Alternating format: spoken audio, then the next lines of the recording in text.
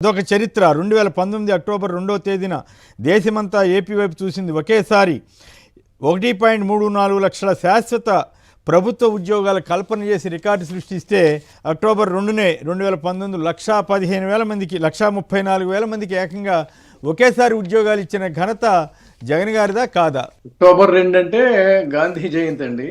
అవును, గాంధీ జయంతి సందర్భంగా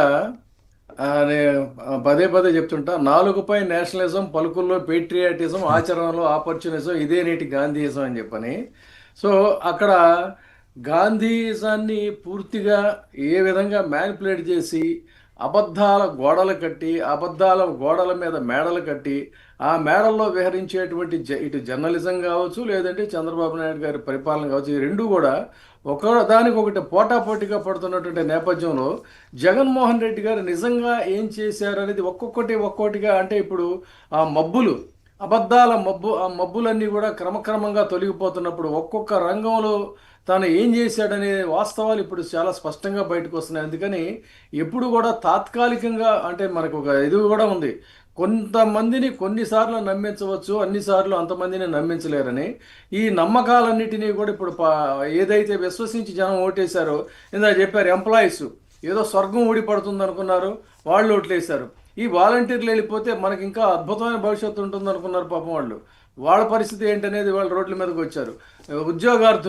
ఉద్యోగార్థులకి ఆశలు చూపించాడు ఆయన. మంచి మందు ఇస్తాను అన్నాడు ఆయన. ఎలాంటి మంచి మందు తయారు చేస్తున్నారో కూడా మనం చూసిన వార్తల్లో. నకిలీ ముందు తర్వాత మనం డిస్కస్ కాదు. ఇప్పుడు ప్రధానంగా 4,71,000 ఉద్యోగాలు ఇచ్చారంటే ఆ కుర్రాళ్ళు మొత్తం పరిశీలన చేసి వీడియోలు చేసి ఎంత అబద్ధం లేకపోతే సొల్లు అన్న పదం కూడా వాడారు వాళ్ళు, టీడీపీ వాళ్ళు చేస్తున్న ప్రచారం మీద. ఆ పరిస్థితి అంటే ఈ నిరుద్యోగ వృత్తిని ఎగ్గొట్టడం కోసం అందరికి ఉద్యోగాలు ఇచ్చేసామని చెప్పేస్తే అయిపోద్దనా వాళ్ళ ఉద్దేశం ఏంటి? అసలు అన్ని పూర్తి చేసేసానని ఆయన బకాయిస్తున్నాడు, వీళ్ళు కూడా భజన చేస్తున్నారు. కానీ కడుపు మండిన యువత రోడ్డు మీదకి వస్తే ఆ యువత యొక్క శక్తి, ఆగ్రహించిన యువశక్తి ఎలా ఉంటుందనేది అతి త్వరలో ఈ రాష్ట్రం ఈ ప్రభుత్వం చవి చూడబోతుంది. కాబట్టి అప్పటి వరకు వాళ్ళు ఎన్ని అబద్ధాలు ఆడినా కూడా వీళ్ళని భజన చేసుకోమనండి, వాళ్ళని అబద్ధాలు ఆడమనండి. అన్ని ఫుల్ఫిల్ చేసామని చెప్తున్నారు కదా. అసలు సూపర్ 6 బ్రహ్మాండంగా అమలు చేసామని చెప్తున్నారు. అది టైం విల్ డిసైడ్ అండి.